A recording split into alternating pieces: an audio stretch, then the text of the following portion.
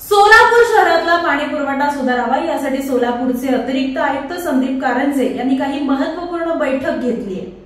महानगरपालिकेचे अतिरिक्त आयुक्त संदीप कारंजे यांच्या अध्यक्षतेखाली मंगळवार 15 जुलै रोजी शहरातील पाणी पुरवठा व्यवस्थापन व सुधारणा विषयक बैठक घेण्यात आली। या बैठकीत सर्व विभागीय कार्यालयांच्या अधिकाऱ्यांना पाणी पुरवठा संदर्भातील विविध सूचना व आदेश देण्यात आले।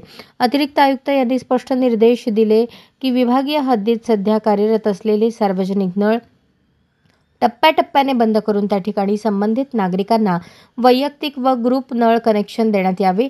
त्यामुळे पाणी वाचवण्यास मदत होईल आणि पाणी पुरवठा व्यवस्थापन अधिक कार्यक्षम होईल असे त्यांनी सांगितले।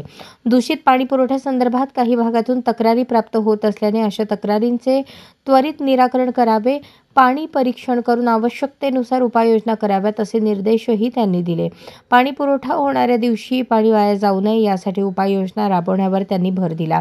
विभागीय अधिकारी आणि पाणी पुरवठा विभागाच्या अधिकाऱ्यांची संयुक्त बैठक घेऊन दर 2-3 दिवसांनी नियोजित पाणी पुरवठा यशस्वीरित्या कसा करता येईल यावर सविस्तर चर्चा करण्यात आली।